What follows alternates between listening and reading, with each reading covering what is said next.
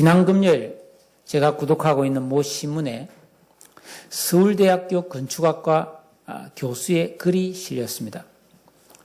이분은 집을 짓는 건축가인데 성경을 읽으니까 예수님의 직업이 본래 목수였다는 사실에 대해서 호감을 가지게 되었다. 그러면서 글을 썼습니다. 예수님께서 어느 날 자기 고향에 가서 고향 사람들에게 천국의 비밀과 진리에 대한 말씀을 성심성의껏 열심히 말씀을 전했습니다. 그랬더니 사람들이 너도 나도 깜짝 놀라면서 이야, 이 사람의 이런 지혜와 능력이 어디서 나왔느냐? 이는 목수의 아들이 아니냐? 그렇게 말했다는 성경의 말씀이 나옵니다. 자, 그 당시에는 직업이 다양하지 않았기 때문에 거의 대부분의 사람들이 자기 아버지의 직업을 이어받는 부자 승계하는가 대부분이었죠. 그러니까 예수님도 아마 목수 일을 했을 것이다. 그렇게 이제 보는 거죠. 자, 목수로 번역된 헬라어 텍돈이라고 하는 말은 장인이라는 뜻입니다. 뭘 만드는 사람이라는 뜻이죠. 예.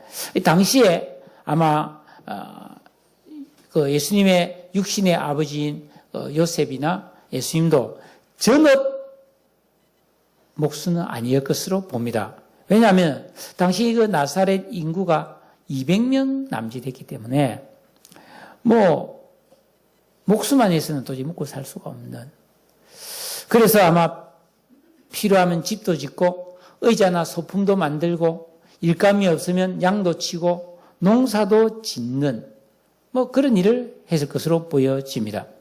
그런데 예수님께서 이제 공생애를 시작하시면서 여기저기 다니며 하나님 말씀을 전하실 때 집을 지어본 경험, 농사를 지어보신 경험, 양을 먹여본 적이 있는 경험이 충분한 사람만이 할 수 있는 말씀을 많이 하셨다는 거예요. 특히 목수로서의 전문성이 담긴 말씀을 여러 군데서 하셨는데 마태복음 7장 25절에 보니까 집을 지을 때는 반드시 기초를 든든히 닦고 거기에 주추를 올려야 된다. 반석 위에 주추를 올려야 된다.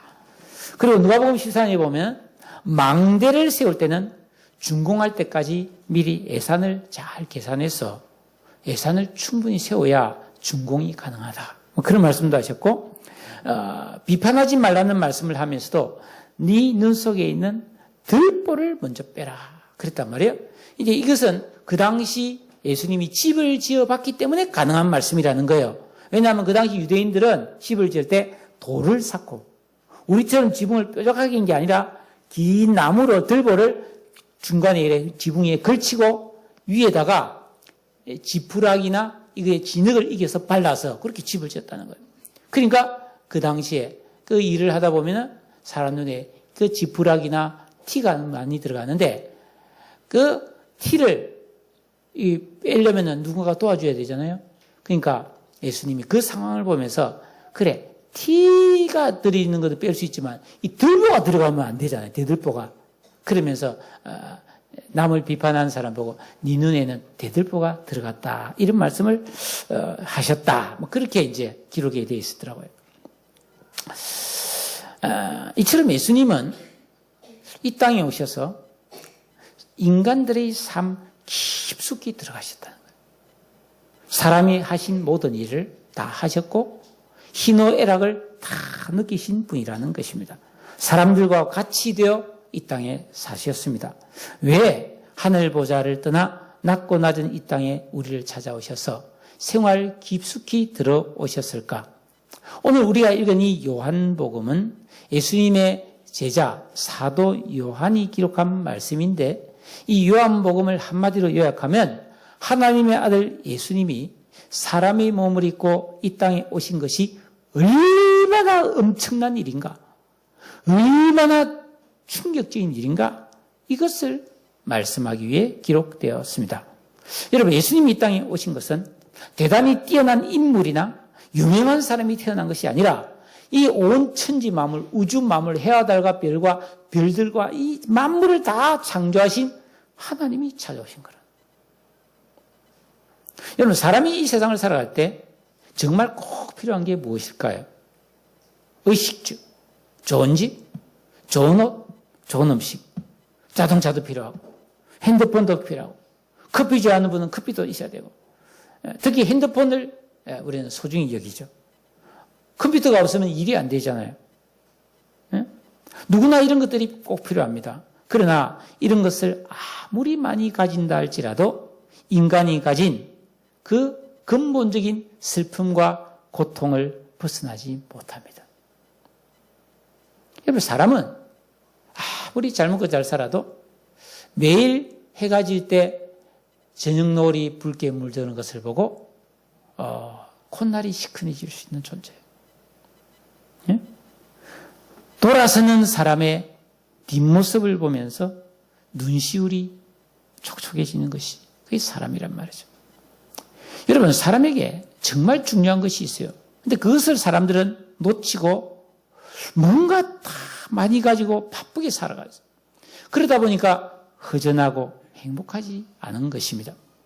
또 사람이 살아가는데 꼭 알아야 될 것이 무엇일까요? 우리는 뉴스를 보고 또 TV에 연속극도 보고 어떤 분은 스포츠 중계를 너무너무 좋아하고 또 뭐 자기가 좋아하는 취미도 있죠. 다 필요합니다. 하지만 이런 것을 아무리 풍성하게 고급적으로 누린다 할지라도 진정한 만족은 없습니다. 절대로 그럴 수 없는 존재가 우리 인간이라는 것입니다. 우리 인간은 그런 것과 비교할 수 없는 더 고급지고 더 가치 있는 그런 누림과 깨달음과 만족이 필요한 존재라는 것입니다. 여러분, 이 겨울에 등 따시고 배부르다고 여러분은 만족하시겠습니까? 그럴 수 없잖아요.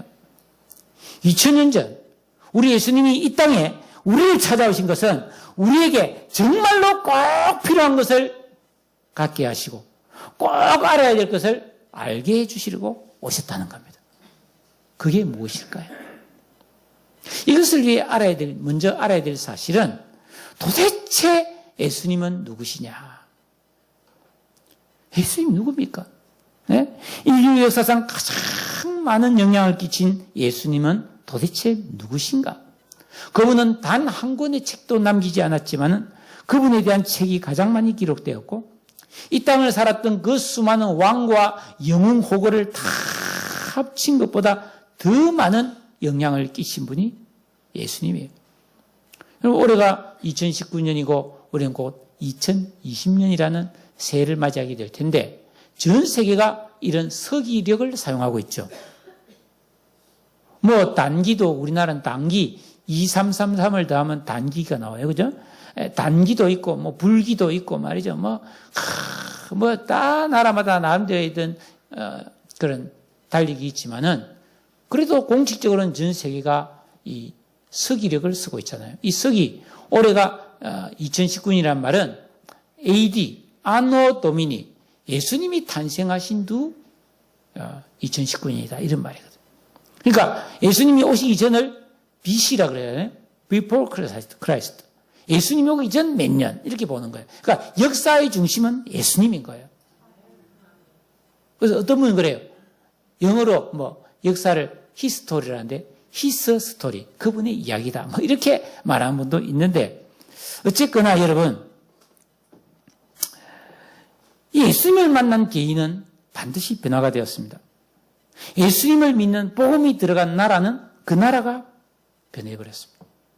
여러분 우리나라가 오늘날 이렇게 된 것이 예수 그리스도의 은혜 아닙니까? 뭐 처음 복음이 들어온 1884년 조선 말기입니다. 그때 우리나라가 얼마나 못 살았습니다. 그런데 와서 선교사들이 와서 복음을 전함으로 특히 가난한 사람 또 여인들에게 복음이 많이 들어갔죠. 우리나라가 지금 전 세계에서 걸음 없는 사람이 거의 없잖아요. 학교를 세우고 병원을 세우고 예? 봉사라는 개념이 생겨나고 다른 사람을 사랑하는 그런 마음을 알게 되고 우리가 다 서로 동등하다는 것을 알게 되고 엄청난 일들이 일어났죠. 놀라운 사실은 사람은 단 1분 후의 일도 알지 못하는데 예수님에 대하여는 수천 년 전부터 그분의 모든 것이 예언되었습니다. 그분의 탄생, 그분의 유년기, 그분의 죽음, 그분의 부활, 또 그분의 장차 이 땅에 재림하시는 사실까지 성경에는 자세히 예언되어 있습니다. 과연 이 예수는 누구시기에 그 예수를 올바르게 발견해서 믿고 따르는 사람은 인생의 참 목적과 평안과 은총을 누리게 되고 놀라운 변화를 체험하게 됩니다. 요한복음은 바로 이 예수님의 진면목을 우리에게 소개해 주고 있습니다. 성탄절을 앞두고 우리는 예수님에 대해서 좀 더 깊이 제대로 알기를 원합니다. 자, 오늘 1절 말씀을 보니까 태초에 말씀이 계시니라. 이 태초라는 말, 아르케라는 헬라어인데 창세기 1장 1절에도 보면 태초에 하나님이 천지를 창조하셨다고 그랬습니다. 그런데 창세기 1장 1절의 태초와 요한복음 1장 1절의 태초를 비교해 보면 이 요한복음 1장 1절의 태초가 훨씬 그 이전 태초입니다.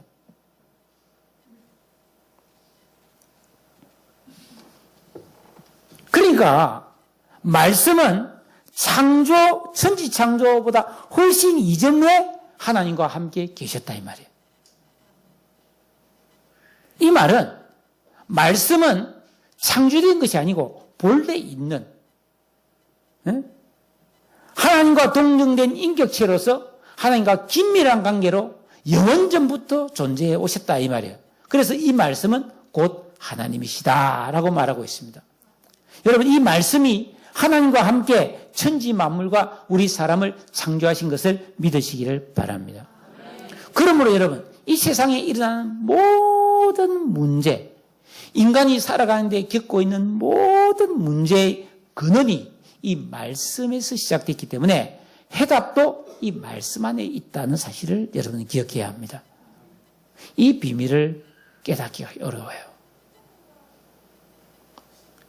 근데 이 말씀이 14절에 보니까 육신이 되어서 이 세상에 오셨다는 거예요.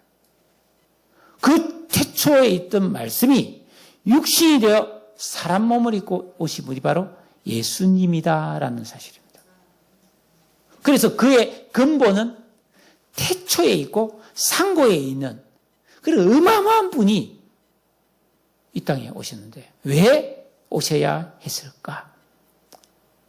여러분, 예수님은 이 땅에 오실 때 단지 그냥 몸만 가지고 오신 것이 아니라 그 예수님 안에는 사절을 보니까 생명이 들어있었다 그랬어요.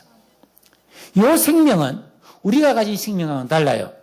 영원한 생명, 참 생명, 생명의 생명이 들어있었다는 거예요.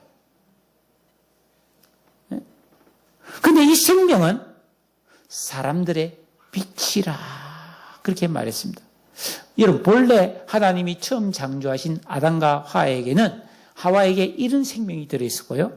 이 사람들 안에는 그 생명의 빛이 환하게 밝혀져 있었습니다. 그래서 이들은 하나님을 알아보고 하나님과 교제할 수 있었고 지혜와 명철과 거룩함을 가진 대단히 영광스럽고 존귀한 영적 존재들이었다는 거예요. 여러분, 아담은 굉장히 지혜로웠습니다. 하나님께서 천지를 창조하신데 아담 보고 야, 네가 이름을 한번 지어봐라. 그러니까 아담이 다 이름을 지었어요. 여러분, 네이밍한다, 장명하는 게 쉽지가 않습니다.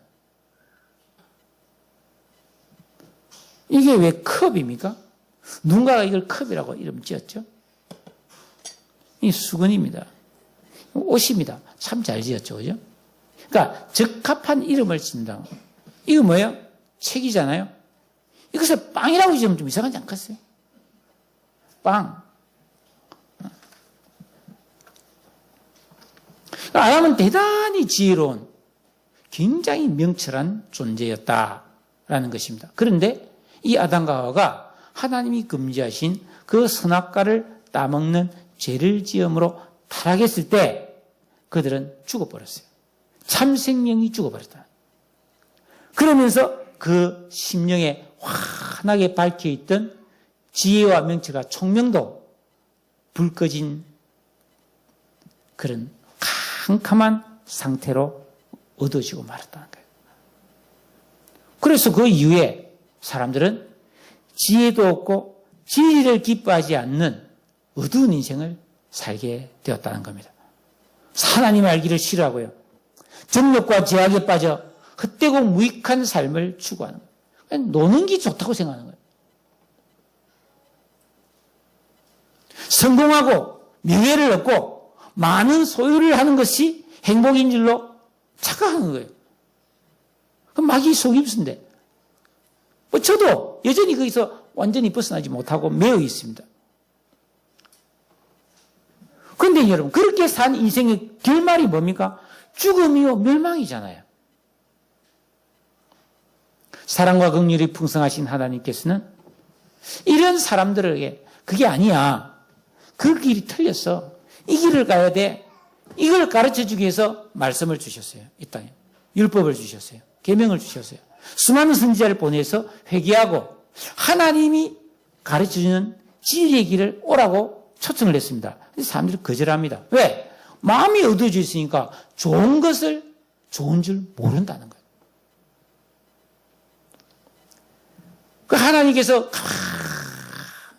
생각을 해보니까 죄로 타락한 인간은 절대로 자기 힘으로는 구원을 받을 수 없는 구제불능이구나.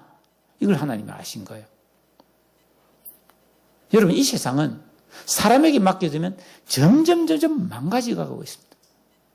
여러분, 19세기에 영국에서 산업혁명이 일어났습니다. 그전까지는 전부 손으로 다 했잖아요. 바느질하고 뜨개질하고 막 길쌈하고 막 그런데 전기기관이 발명해서 물이 끓으면 이 뚜껑이 득거리는 걸 보고 이 와트라는 사람이 전기기관을 발명하니까 그 힘으로 기계가 만들어져서 자동으로 돌아가는 거예요. 사람은 좀 한번 쉬어야 되는데 기계는 24시간 돌아가잖아요. 그러다 보니까 엄청난 생산이 일어나고 과학 문명이 발달해가지고 오늘날 우리가 이런 첨단 과학 시대에 살고 있는 거예요. 저 어릴 때만 해도 여러분, 우리 동네 전화 있는 집이 한 집 있을 동말동이었어요. 안 그래요? 근데 지금 우리 전부 다 손에 막 첨단 핸드폰을 들고 다닌다고. 어린애들도 들고 다니고, 할머니들도 다 들고 다니고, 할아버지도 다 들고 다니고. 세상에 이런. 그런데, 여러분, 이렇게 과학문명이 발달하면 다 좋아져야 되는데, 이상하게 공기도 나빠지고, 물도 나빠지고, 바다도 오염되고, 하늘도 오염되고, 사람이 점점 살기 힘든 세상이 되어가고 있습니다. 망가뜨리고 있는 거죠. 최근 여러분들 뉴스 보셨죠? 워낙 플라스틱 비닐을 많이 쓰고 막 버려야 되니까 바다에 막 거북이라든지 고래들이 막 그것이 먹인 줄 알고 막 그냥 먹어가지고 죽은 게 많이 나타나고 있잖아요. 끔찍한 시대예요. 지금 여러분 바다에 천일염을 먹을 수 없는 시대예요. 왜? 미세 플라스틱이 전부 다 그 소금 속에 다 들어있는 거예요. 그래서 이제 이 소금은 뭐 김치 담고 다 들어가는데 매일 소금 먹잖아요, 우리가. 근데 그 안에 다 플라스틱 가루가 들어있다는 거예요. 그래서 뭐 이제 구워서 이제 그 플라스틱을 다 녹여내고 순소금을 먹어야 되는 그런 시대가 또 오는 거예요. 왜 이렇게 됐습니까, 여러분? 예? 그 사람은 이제 희망이 없는 거예요, 이대로 놔두면. 막 자기들끼리 잘 살아보려고 애쓰는데 그럴수록 세상은 더 망가지고 인간은 더 살 수 없는 세상이 되어가는 거예요. 바로 이런 세상에 하나님이신 예수께서 사람의 몸을 입고 세상에 찾아오신 거예요. 오실 때 그냥 오신 게 아니고 참 생명과 빛으로 오셔서 각 사람의 어두운 영혼을 환하게 밝혀주시려고 하신 거예요. 그래서 망하는 길, 멸망하는 길 말고 갈수록 나빠지는 인생 말고 소망이 있고 기쁨이 있고 날이 갈수록 더 행복해지고 더 좋아지는 길을 가르쳐 주신 거예요. 그래서 내가 길이요 진리요 생명이라고 말씀하신 거예요. 예수님은 처녀 마리아의 몸에서 태어나셨기 때문에 여자의 후손으로 원죄가 없이 태어나셨어요. 죄 없는 몸으로 이 땅에 있어서 죄를 짓지 않고 우리에게 복음을 전하셨기 때문에 그 안에 있는 생명의 빛이 조금도 손상되지 않고 우리에게 그대로 순수한 그 생명의 빛이 우리에게 비춰졌습니다. 그러니까 이 예수를 정말로 내가 믿고 내 마음에 모셔들여서 그분의 말씀대로 살아가면 여러분 우리 심령은 환하게 밝아지고 우리 생명은 참 생명으로 강건하고 충만하게 될 줄로 믿으시기를 바랍니다. 이 죄라는 이 세상에 살아가는 사람은 이 죄라는 모든 선천적인 장애를 가지고 태어나게 됩니다. 그리고 그걸 가지고 살아가게 됩니다. 그러니까 그 특징이 뭐냐면 마음이 어두워요. 마음이 어두우니까 참된 것을 볼 수 없고 올바른 길을 찾지 못하는 거, 방황하는 것입니다. 잘 살고 싶으면서도 잘못된 길을 가고 죄를 짓는 겁니다. 예를 들면 이 세상에 얼마나 소중한 것이 많지만은 그중에서 가장 소중한 것 몇 가지만 들자면 가장 중요한 게 생명 아닙니까? 내가 내 생명을 정말 소중히 여겨야 되는데 많은 사람들이 자기 생명을 해치는 삶을 살고 있거든요.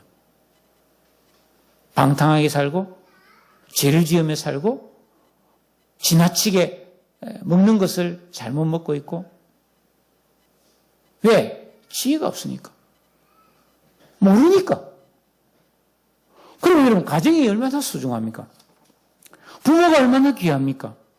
그런데 잘 알면서도 가정을 잘 가꾸지 못하고 소중한 사람과 행복해야 되는데 서로 상처 주면서 사는 경우가 너무나 많다. 여러분 가정에서 남편의 역할이 얼마나 중요합니까? 남편은 가정의 머리입니다. 가정을 바르게 세우고 생각하면서 그 가정을 잘 세워가고 보호하고 책임지는 영적 가장 노릇을 잘 감당해야 되거든요. 또 아내의 역할이 얼마나 중요합니까? 가정을 돌보고 자녀를 양육하고 윤택하는 역할이 아닙니까? 그런데 오늘날 방탕하고 게으르고 쾌락을 추구하고 따로 노는 남편, 따로 노는 아내가 많다 이 말이에요. 반드시 형벌이 따르게 돼요. 그 죄값을 치를 수밖에 없습니다. 또 바른 신앙이 얼마나 귀한 것입니까? 예배와 순종, 기도, 헌신, 이 얼마나 귀한 거예요. 내 인생을 정말 명예롭게 만드는 거거든요. 그런데 이 바른 신앙의 길을 떠나서 하나님의 풍성한 은혜를 누리지 못하고 여전히 자기 생각에 사로잡혀서 살아가는 성도가 많다는 거, 이 비극이죠. 여러분 세월이 흐른 후에 우리가 하나님 앞에 다 서게 될 때인데 그때 아이고 하고 후회해도 그건 늦은 거예요. 이 땅에 찾아오신 예수님 안에 참 생명이 충만했다고 성경은 말하고 있습니다. 이 예수님의 생명의 능력이 사람에게 비춰주셔서 누구든지 예수 믿고 이 생명의 빛을 비침받는 사람은 구원을 얻게 되는 거예요. 날마다 구원을 누리게 되는 줄로 믿으시기를 바랍니다.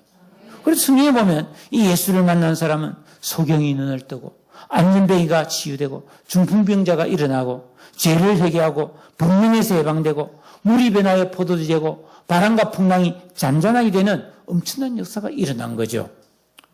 여러분 우리가 예수를 만나면 우리가 예수님과 동행하면 이런 기적과 은혜와 능력이 우리에게 주어짐을 믿으시기 바랍니다.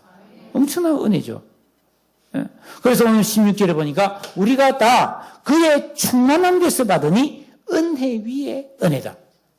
은혜 위에 더 은혜가 있다는 거예요. 그래서 이 비밀을 깨달은 다윗은 시편 36편 9절에서 이렇게 말했어요. 진실로 생명의 원천이 주께 있사오니 우리가 주의 빛 안에서 우리가 빛을 보리이다. 이렇게 찬송했습니다. 여러분 우리 예수님은 이 땅에 빛으로 오셨어요. 그래서 죄로 어두워진 깜깜해진 우리의 심령을 밝혀주시 기뻐하십니다. 그런데 문제는 5절에 보니까 빛이 어두움에 비춰졌지만 어두움이 깨닫지 못하는 거예요. 10절에 보니까 세상이 그를 알지 못했다. 11절에 자기 땅에 왔는데 자기 백성이 영접하지 않았다. 태초부터 계셨던 하나님이시요 말씀이셨던 그분이 사람의 육신을 입고 이 땅에 오셨는데, 함께해 주셨는데, 영광의 빛을 비춰주시는데, 은혜와 진리가 충만하신 독생하신 하나님이 자기를 나타내셨는데, 극소수를 제외하고는 예수를 미워하고 배척해버렸어요. 기가 막힌 일이죠. 여러분, 2000년 세월을 흐른 동안 수많은 성탄절, 크리스마스가 지나갔지만은 사람들은 기뻐합니다. 메리 크리스마스 하면서도 정작 예수님은 모르는 거예요. 예? 그 자리에 산타가 자리가 잡고, 그 자리에는 루돌프 사슴이 들어있고, 예? 선물이 들어있고, 상업성이 주인이 되어버렸어요. 예수님이 없어져요. 예수님이 없어져 버렸어요. 여러분, 이 땅에 찾아오신 그 예수님은 하나님이에요. 구원자예요. 임마누엘이에요. 하늘과 땅의 모든 권세를 다 가지신 만물의 주인이심을 믿으시기 바랍니다. 그분 안에는 은혜와 진리가 충만합니다. 그분을 만나고 그분과 교제하게 되면 그분으로부터 생명이 흘러오고 빛이 비추어오고 은혜가 임하게 되고 진리가 우리에게 임하게 되는 것을 믿으시기 바랍니다. 그래서 이 12절에 보니까 영접하는 자, 곧 그 예수의 이름을 믿는 자들에게는 하나님의 자녀가 되는 엄청난 권세를 주신다라는 것입니다. 예? 예수 이름을 믿고 회개하면 우리 인생을 덮고 있던 어둠과 죄의 저주와 지옥의 형벌이 물러가고 우리가 거기서 해방되어 생명의 성령의 법으로 거듭나는 것을 믿으시기를 바랍니다. 사람이 본의 아니게 가난하게 태어나고 이 땅에 살다 보면 이런 고생과 고생을 하고 실패와 좌절을 경험할지라도 예수 그리스도를, 이 생명과 빛인 예수님을 내 인생의 진정한 주인과 왕으로 모시고 그 예수님의 말씀을 따르며 순종하면 여러분, 우리 심령은 행복해질 수가 있습니다. 소중한 것이 보입니다. 해야 할 중요한 일과 버려야 될 사소한 일이 분별이 됩니다. 좋은 사람이 됩니다. 예수 안에 있는 그 진리와 은혜의 힘을 공급받아서 영원히 견고한 내 자신의 인생을 건축해 갈 수 있음을 믿으시기 바랍니다. 여러분, 사람은 영적인 존재예요. 그러나 육체를 가졌기 때문에 얼마나 고생이 되는지 몰라요. 피곤하고 아프고 말이죠. 요즘 보면은 나이가 드니까 몸이 아픕니다, 목사님. 이런 병에 걸렸습니다. 수술을 해야 됩니다. 이 다 몸이잖아요, 그죠? 그런데 우리의 영은 하나님의 형상입니다. 이 육신은 낡아지는 거예요. 옷과 같아요. 제가 이 옷을 한 1년 전에 샀지만은, 이거 2년, 3년, 5년 입고 나오면 어떻게 돼요? 낡아서 버려야 되잖아요. 그처럼 우리 몸은 낡아지는 거예요. 예수님은 이 땅에 우리 몸을 위해서 오신 분이 아니라 우리의 영에 복을 주려고 오신 거예요. 그래서 이 영을 좋게 해야 몸도 좋아지는 거예요. 그러니까 여러분들이 정말로 평안하고 행복하기를 원하십니까? 여러분, 영을 위해 살아가시기를 바라요. 예? 어떻게 해야 됩니까? 예수 믿고 구원받아야죠. 예수님을 내 인생의 진정한 주인과 왕으로 모셔드려야 됩니다. 그리고 그 주님의 말씀인 이 계명 중심의 말씀을 철저히 순종하고 그분이 이렇게 기도하라 하신 주기도문의 순수한 내용을 가지고 신실하게 반복 되풀이하며 기도해야 돼요. 말씀은 양식이니까 주야로 먹어야 되고, 최소한. 기도는 호흡이니까 쉬지 말고 기도하라고 그랬어요. 우리가 이런 진정한 신앙생활을 하게 되면은 예수 안에 있는 영생하는 생명의 빛과 충만한 은혜가 임하여서 우리가 살아가는 능력을 받아서 누리게 된다는 거예요. 내 처지와 환경을 초월해서 언제나 기뻐할 수 있는 그런 기적이 일어나는 거예요. 여러분, 우리가 살아가는 이 세상은요, 슬픔과 고난이 참 많습니다. 그런데 하나님이신 그분이 나를 아시고 나를 사랑하시고 나를 귀하게 여겨주시고 나를 보살펴 주시고 빛을 비춰주시고 은혜와 영광과 진리를 알게 하시고 각양 좋은 은혜를 부어주심으로 그것을 받아 누리며 사는 자가 행복자라는 것입니다. 예수 안에서 오직 예수 안에서만 세상이 줄 수도 없고 세상이 알 수도 없는 이런 참 생명의 능력을 누릴 수가 있는 것입니다. 이제 사오르면 성탄절입니다. 여러분 2000년 전 그 첫 번째 예수님이 탄생하신 성탄의 밤에 그 동방박사 세 사람이 찾아왔어요. 예수님께 황금과 유향과 모략을 드리고 경배했고요. 또 천사들이 목자, 들에서 양을 치는 목자들을 초대하잖아요. 그 목자들에게 들에서 이제 양을 치고 밤이 깊어 잠들려고 하는데 갑자기 막 하늘에 환하게 밝아지면서 막 수많은 천군 천사들이 찬양을 부르죠. 뭐라고 불렀어요? 지극히 높은 곳에서는 하나님께 영광이요. 땅에서는 기뻐하심을 입은 사람들 중에 뭐? 평화로다. 완벽한 이 조화입니다, 이게. 이 말씀 안에 엄청난 진리가 들어있어요. 자, 여러분, 가장 먼저 해야 될 일이 뭡니까? 하나님께 영광이에요. 하나님께 영광. 하나님 앞에 존경과 감사를 돌려야 되는 것이죠. 그러면 반드시 그 사람의 심령에 평화가 임하게 된다는 것이에요. 바로 이겁니다. 여러분, 우리가 예수 믿고 구원받아서 우리 안에 생명의 빛이 들어와서 올바른 분별력이 생겨서 인생의 우선순위를 아는 거예요. 그래서 내가 이 세상을 살아갈 때 욕심과 죄를 버리고 하나님 앞에 먼저 영광 돌리는 삶을 살아내야 된다는 겁니다. 그래야 하나님의 평강, 샬롬이 내 심령과 삶에 부어지게 되므로 내 개인의 삶도 가정의 삶도 일터에서도 평화가 있다는 것입니다. 할렐루야. 그렇지 않고 내 스스로 막 나를 좋게 하고 막 좋은 옷을 입히고 막 좋은 걸 막 계속 먹이고 말이죠. 좋은데 자꾸 나를 데리고 가고 막 그런다고 내가 평화로워지느냐 행복해지느냐 아니라는 겁니다. 이게 영적인 법칙이에요.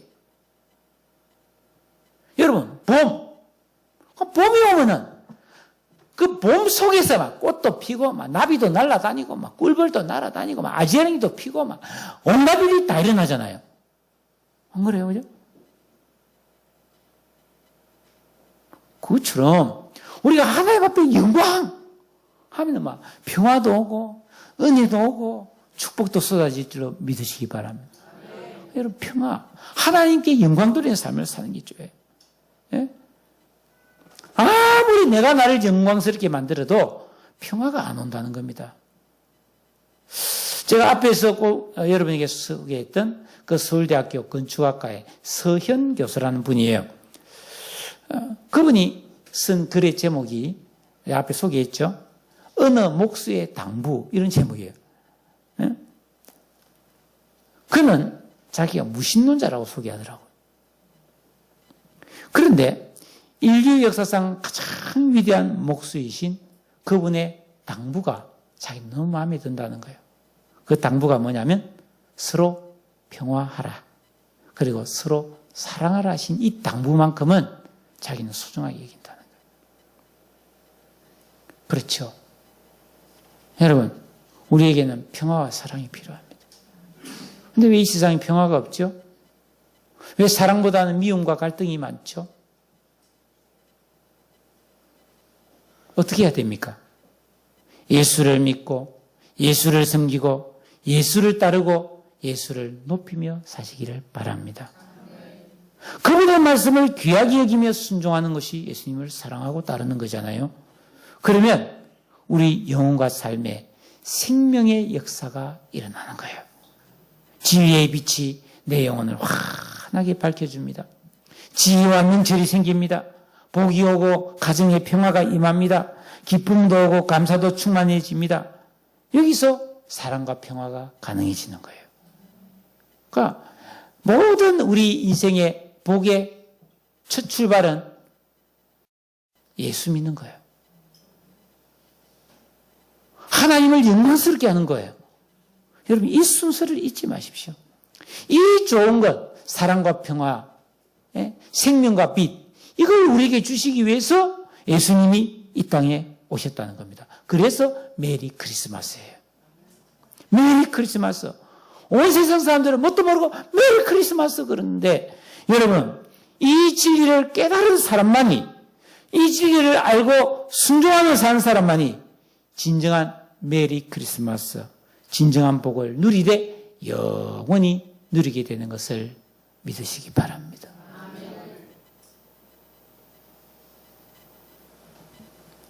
여러분 요즘 마음이 어떻습니까? 평안합니까? 누구를 좀 더 사랑해주고 잘해줘야 되겠다는 생각이 듭니까? 아니 외롭고 우울합니까? 모든 인간은 근본이 좀 우울합니다. 사실 저도 그래요. 그래서 노래도 단조 쪼의 노래가 좋아요. 찬송가도 뭐 좀 저보단 그런 게 사실은 더 마음에 와닿아요. 뭐 가요 같은 것도 그렇잖아요. 그럼 이렇게 되는 거예요. 요새 같은 거 이런 건 뭐 이해를 못 하겠고. 여러분 우리 인생이 참 알고 보면은 가련하고 슬픈 인생이잖아요. 얼마나 고생 많아요. 여러분 진짜 고생 많아요. 옆 사람과 인사합시다. 고생 많으시죠? 저도 고생이 많습니다.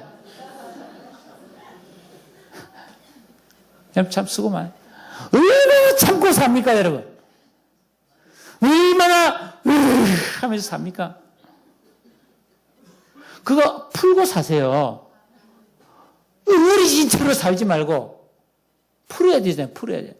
풀고 할렐루야 풀고 정말 참 기쁨을 누려야 되지 않겠어요? 어떻게 해요? 예수 잘 믿어야 돼요. 하나님께 영광을 돌리세요. 그러면 평화가 옵니다. 기쁨이 옵니다. 문제가 풀어집니다. 이게 하나님의 은혜라는 거예요. 우리 모두에게 이런 평화와 이런 기쁨과 이런 위로와 이런 행복이 임하여서 여러분 다 행복해지시기를 우리 주님의 이름으로 축복합니다. 다 같이 기도하겠습니다. 오늘 이 말씀 가지고 다 기도합시다. 하나님, 빛으로 생명으로 오신 주님을 찬양합니다. 내가 주님 하나님께 영광을 돌리고 주님의 말씀에 순종하며 이 진정한 믿음의 길을 가겠사오니 주여 평화를 주시고 사랑을 주시고 은혜를 주옵소서. 우리 다 같이 한번 통성으로 기도하겠습니다. 사랑과